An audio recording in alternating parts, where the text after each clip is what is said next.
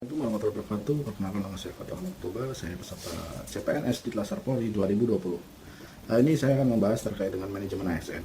Manajemen ASN itu sendiri adalah pengelolaan aparatur sipil negara untuk menghasilkan pegawai aparatur sipil negara yang profesional, handal, serta memiliki dasar dan etika profesi sehingga bebas dari intervensi beberapa politik, bersih dari praktek korupsi, kolusi, dan nepotisme, sehingga terciptanya pegawai aparatur sipil negara ini menjadikan sesuatu yang pegawai yang memiliki sikap integritas, profesional, inovatif, dan peduli.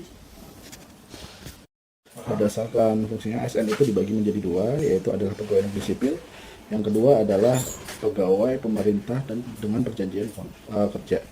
Apa sih bedanya antara ASN dan PPK itu sendiri?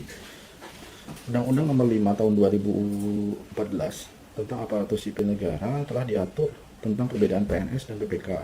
PNS adalah pegawai negeri yang diangkat sebagai pegawai tetap oleh pejabat pembina kepegawaian dan memiliki NIP atau nomor induk pegawai secara nasional. Sedangkan PPK adalah merupakan pegawai tetap di instansi pemerintah, sementara PPK itu dipekerjakan dengan jangka waktu yang ditetapkan. Sedangkan PNS berhak memperoleh gaji tunjangan dan fasilitas, kemudian cuti, jaminan pensiun dan jaminan hari tua, perlindungan dan pengembangan dari kompetensi. Sedangkan PPK itu sendiri adalah perjanjian kontrak dengan pemerintah. Apabila kontrak yang ditetapkan telah selesai masa kerjanya, maka PPK itu bisa berakhir atau diperpanjang sesuai dengan kebutuhan dari instansi pemerintah itu sendiri. Yang selanjutnya adalah kedudukan bagi PNS itu sendiri. Sebenarnya adalah kedudukan dari PNS itu adalah mempunyai peran, hak dan kewajiban dan kode etik dari ASN itu sendiri. Pegawai aparatur sipil negara sebagai unsur aparatur negara yang menjalankan kebijakannya yang ditetapkan oleh pimpinan instansi pemerintah, serta harus bebas dari pengaruh dan intervensi semua golongan dan partai politik. Sedangkan peran pegawai negeri sipil itu adalah dia memiliki peran sebagai suatu perencana, pelaksana, dan pengawas penyelenggara tugas umum pemerintah dan pembangunan nasional melalui pelaksanaan kebijakan dan pelayanan publik yang profesional, bebas dari intervensi politik, serta bersih dari praktek korupsi, kolusi, dan nepotisme.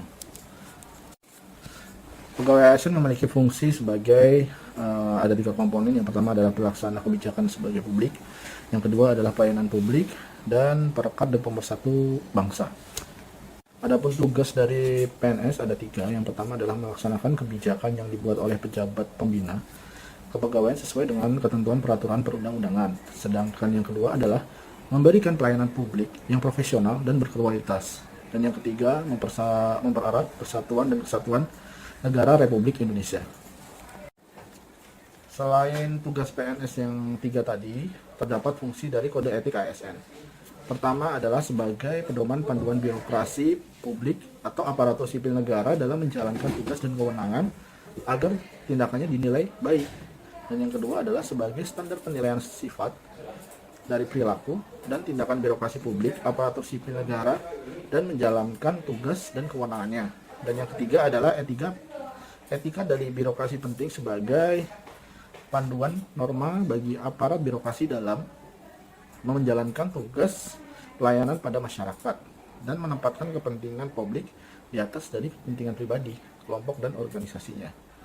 Demikian presentasi dari saya, kurang lebihnya saya mohon maaf. Bila taufik wal hidayah. Assalamualaikum warahmatullahi wabarakatuh.